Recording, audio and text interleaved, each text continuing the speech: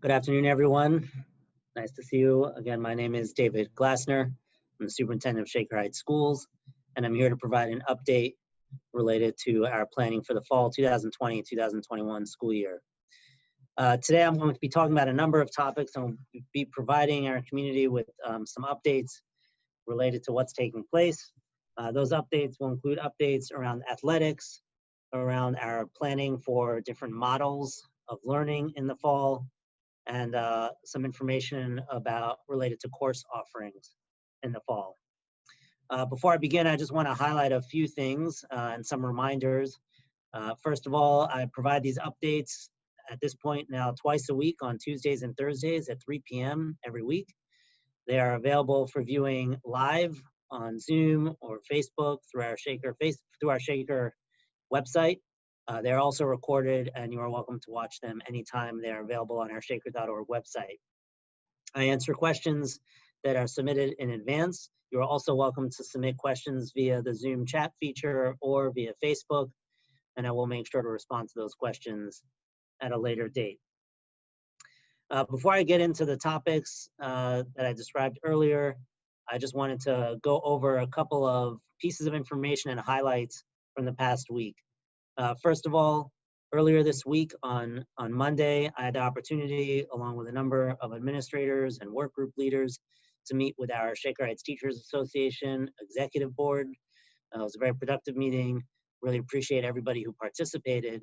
And as we have with this whole process, this was another opportunity to continue to collect feedback related to planning and to ensure that our teachers, of course, and our teacher leadership are part of the conversation for planning in the fall. We also had a work session with our Board of Education on Tuesday evening. It was a very informative conversation. We had many of our work group leaders and work group participants sharing information with the board, answering questions, and discussing what plans will look like for the fall. I encourage everyone, if you haven't already seen the board presentation, we did post the administrative presentation to the board on our website. You can find it on shaker.org because we know that so much information, valuable information, was shared. We wanted to make this accessible to our whole community. I also just want to take a moment to thank everyone who participated in the presentation, both in front of the scenes and behind the scenes. There are an incredible amount of people working really every day above and beyond, thinking of every single detail that we need to consider for the fall. I think that was reflected in the board presentation on Tuesday, and I really just want to thank everybody for all of their hard work. So thank you. All right, I'm going to jump into a couple of updates related to specific topics, and then as always, I will get to regular questions. First of all, I know I keep saying that we're waiting for state guidance. We learned today that state guidance related to schools is not coming out today. At this point, the earliest we expect state guidance to come from the governor's office will be on Tuesday of next week. We're still waiting, but we are also not waiting to plan. We think the guidance will help inform our conversations, but we also know that we are planning with our student needs, health and safety in mind, and it's important that we continue to do so while we wait for the state guidance. So hopefully I'll have more to share soon, but in the meantime, the state guidance has not yet been released.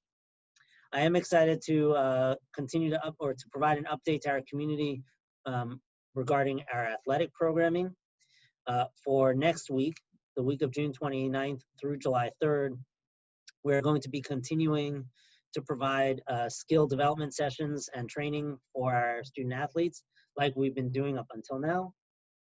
Barring any unforeseen setbacks or any other unusual circumstances, we expect that the week of July 6th, we're going to move forward to be able to include modified practices outdoors, as well as the use of the South Gym for modified volleyball practices and individual skill training for basketball. The North Gym remains closed for some construction. No unscheduled workouts will be allowed at this point, and we will provide more information as we get closer to July 6th. Thank you to all of our coaches and to our athletic directors for all of their work. Our athletic director, Don Redens, and assistant athletic director, Mike Babinet, for all of their work really bringing this together and creating a healthy and safe way for our athletes to continue to train and to practice. I want to give an update related to where we are with models for the fall. As many of you know, at the board presentation and over the past couple of weeks, we've talked about a number of different models. Two of those models are hybrid models, what we call a 2-1-2 model, which means students would be in class 2 days a week.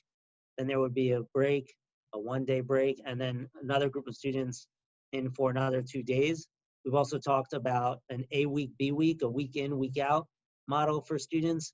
And we've talked about a 5-day-a-week option in person for students. We continue to explore all options, and at this point, no option has been entirely dismissed or is off the table.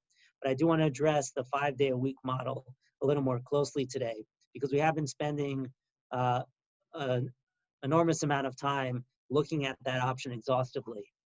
And I want to be clear that there are some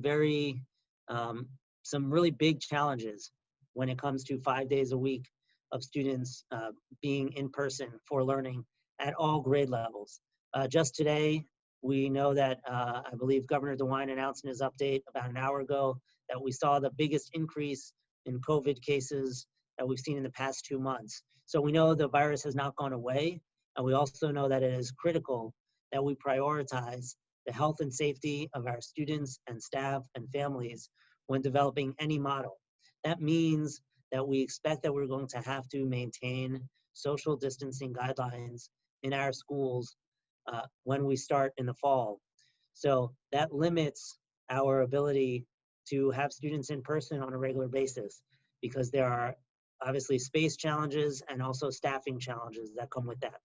So like I said, nothing is entirely off the table, but the 5-day-a-week model, I just want to be clear, we are seeing that it is going to be very challenging to implement across grade levels.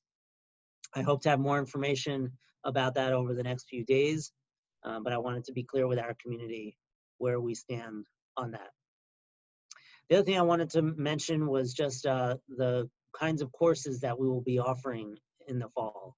As I imagine everyone can understand, how we offer school also has an impact on what we're able to offer. Here in Shaker, we're very lucky in that we are able to provide our students and families with an incredible range of courses and course levels.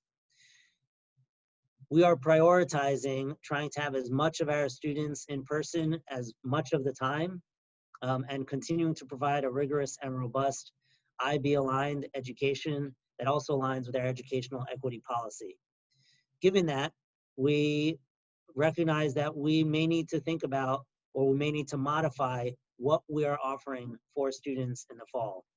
Some concrete examples of this include the way our specials are offered in the fall, as well as some of the course levels that we offer at different grade levels.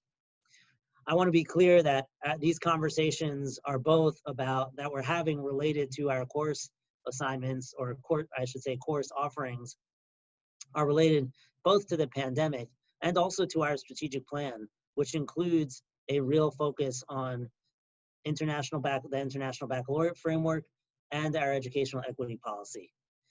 So I hope to have more information again to share over the next few days and weeks, but I do want to be clear that these are things that are being discussed. Again, we're prioritizing making sure that our students are healthy and safe, and that we're able to meet their needs, and this will require us to think a little differently about our course offerings in the fall than we have in the past. All right, with that, let me just make sure that there's nothing else I want to discuss before I move on to questions. Right, one other thing I wanted to mention, and again, this was brought up at the board meeting on Tuesday, we are planning for a virtual academy, the Shaker Virtual Academy, for students who are unable to attend school in person. We're still working on the details, but we are moving forward with the planning of that, and we expect that we should have more information soon, and that students will be able to enroll in that virtual academy. That would mean that you are engaged in online or virtual learning 5 days a week, most likely for at least a semester, if not longer. And more information about how that process will unfold will be coming soon. All right, with that, I'm going to jump to some of our questions.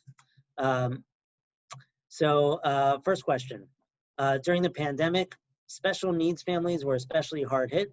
504 plans became very difficult to uphold, and some students on 504 plans did not receive the same level of support or consistent support across class environments. How's the district looking to improve upon that if some distance learning will continue? Thank you very much for the question. You know, one of the things that we've recognized moving ahead to as we plan for the fall is that we have to be proactive about a lot of different elements of the planning. When in the spring, when we had to kind of go on extended closure on a dime, we were unable to really be proactive and prepare for as much as we would have liked. 504 planning and support is an area that is a good example of that. For that reason, we've created a special work group that's focused just on the needs of what we call our exceptional children. It's headed by our People Services Director, Elizabeth Kimmel, and is really looking at all of the supports and services that we provide for students who need extra support, services, and enrichment. So we are working closely. There's a number of different people who are involved in that, including school counselors, our special education supervisors, school psychologists who are involved in both the IEP and 504 planning and support processes. Next question. Assuming that 1/4 or a quarter of Shaker households can cope with distance learning and that a quarter can cope with half-day or alternate day learning, is the district considering what to do with the other half of the students who will need some sort of study hall or daycare during non-class daytime hours? So a couple of things about this question. When students, if we have a hybrid model in the fall, when students are not in person, then they will be engaged in virtual or remote learning. One of the things that we learned from the spring is that our students and families would really like to see more synchronous learning at all grade levels, particularly at the secondary level. So when students are not in person, we do expect that they will be still engaged in learning. I also recognize that any hybrid model presents real challenges related to childcare. We did address this a little bit at the board meeting, and we are working with other city partners like the rec department to see if we can publicize or connect families to other childcare programming outside of the school day or when students are not in person. That said, realistically, for the schools, we are unable to provide full childcare for children when they are not in person in school. We know that this is a challenge for our families. That's why we hope to be able to get information out about our plans for the fall as soon as possible so that families can prepare for childcare if needed as soon as possible as well. I know this is a challenge. It's a challenge that our own staff faces in addition to our families, and we're going to do our best to allow families to proactively address this challenge moving forward. Next question. Does the district want community members to volunteer their time to plan and eventually bring to fruition school next year? And if so, who do they contact to get started? We certainly appreciate parents and community member feedback and input in this process. As I've mentioned in the past, there are a number of different ways that families or community members can get involved in the planning process. First of all, we have a standing feedback form that's available on our website. If you go to shaker.org and to our extended closure page, you will see a feedback form there. We do have a family advisory committee, which is already formed, where family members and community members provide input in our process. They work adjacently with our work groups. And of course, community members and family members are always welcome to reach out to their building administrators if they have any specific building questions. How can students get in touch with guidance counselors for rising seniors in need of transcripts and class information for the college planning process? So I know this question focuses specifically on rising seniors, but I imagine it may apply to other students at all grade levels, particularly high school students. First of all, if you go to the high school website, you will see that there is a link that you can click on to request your student's transcript. You are also welcome to reach out to any building administrator at the high school for transcript information. I will point out that our school counselors at the high school will work on a reduced schedule over the summer. So while you're welcome to reach out to them, you may not get as quick a response as if you either fill out the form online or contact an administrator directly. Next question, what is the plan for the placement tests that the students would have taken at the end of the 2019-2020 school year, such as the pre-algebra test for incoming sixth graders? That's a question that we're still working on. It's also, as you can imagine, closely related to the topic I started talking about at the beginning of this presentation, related to course levels, and what we're offering may be affected by how we're offering school next year. So that is something that we're working on. I will say, if you have very specific questions about your own child, I encourage you to reach out directly to building administration. This question was specifically about incoming sixth graders. So you are welcome to reach out to Ms. Joseph, our incoming Woodbury principal, or either of the two Woodbury assistant principals. That's also true at any of the other building levels. If you have specific questions related to your child's program or placement for next year, you are welcome to reach out to building level administrators. Next question relates to band. What has the discussion been about the music and band program at Woodbury, the middle school, and the high school in light of concerns about how COVID is spread? Thank you very much for this question. It is a great question and something that we have been talking about at length with our music teachers and at each grade level. There are very unique challenges to having students play band instruments. It's a little different than orchestra, and it's a little different when we're talking about choir. But I would say some of the unique things about band and all of our music programs is, first of all, classes are relatively large. Secondly, when it comes to band instruments, the way there's a lot of blowing out air, which can certainly lead to the spread of COVID. That can be true in choir also. And there are scheduling challenges when it comes to all of those programs, like with our other specials. It's something that we are working on. We don't yet have a full answer for. We have a number of different considerations or solutions that we're considering, and hope to have more information in the near future. I will say thank you very much to our music faculty, who are both aware of the challenges and doing their best to overcome those challenges as we plan for the fall. Next question. What can the public find out about, where can the public find out about what final decisions have been made, what tentative decisions have been made, and what key decisions are pending? At this point, as I've mentioned before, and in this broadcast or in this message, no decision is yet final. We have not solidified a plan for the fall. Our goal is that we will be able to share a plan for the fall with our community at the beginning of July, so in a couple of weeks. We know that's not a huge amount of time.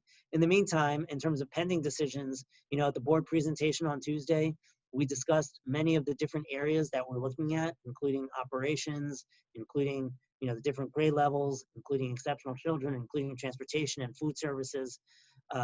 The list of decisions that we have to make is exhaustive and extensive, and we are making sure that we are leaving no stone unturned. Like I said, we do hope to have more final decisions and a plan in the next couple of weeks. Next question has to do with Chromebook support. Will Chromebook repairs still be available during the summer, especially since the summer Jumpstart program is upcoming? Yes, absolutely. We continue to have Chromebook support, technical support available for students if needed. The link to request repairs is still available on our extended closure resources page at shaker.org, and it will also be linked directly from the Jumpstart program webpage once that program is live. Once that website is live. We do recognize that Chromebooks are still continuing to be used over the summer and will be needed for the Jumpstart program. I should add, our Jumpstart program is moving ahead. We expect to have the website go live in the very near future. You can find more information on shaker.org in the meantime.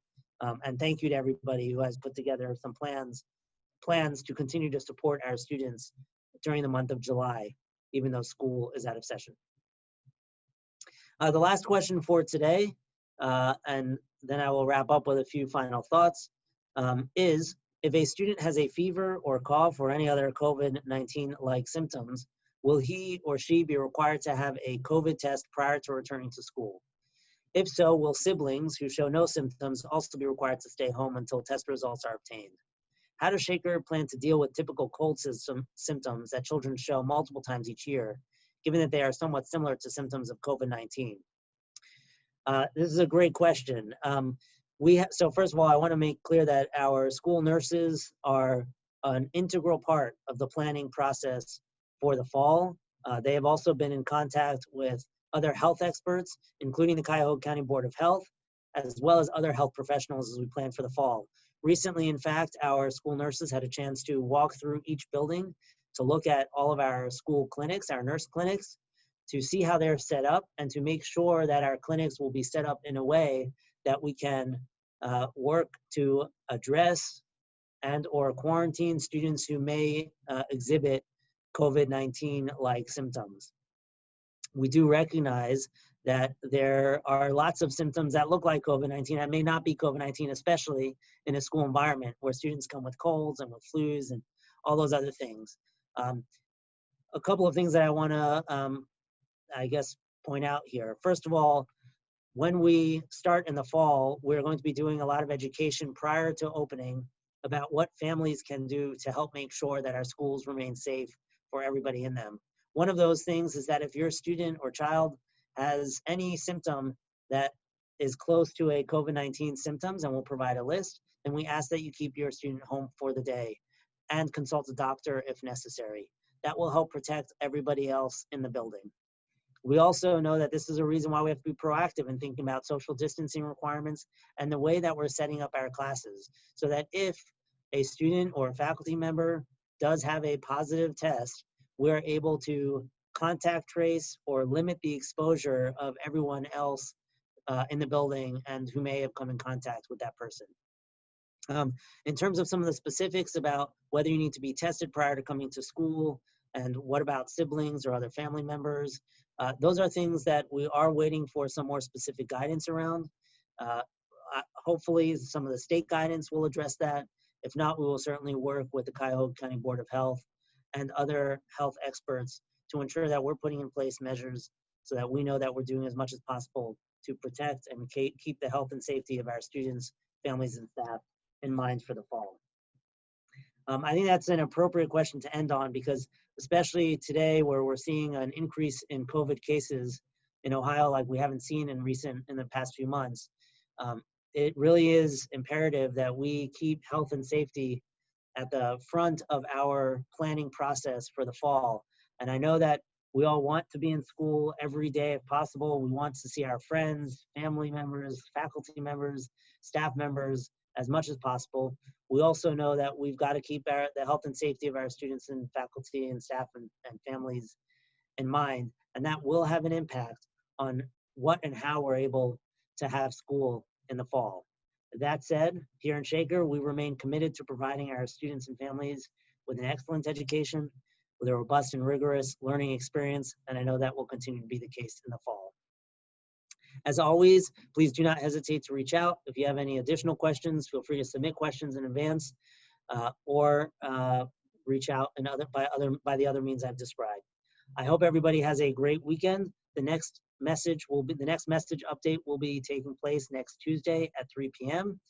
And until then, I look forward to seeing you soon. Bye-bye.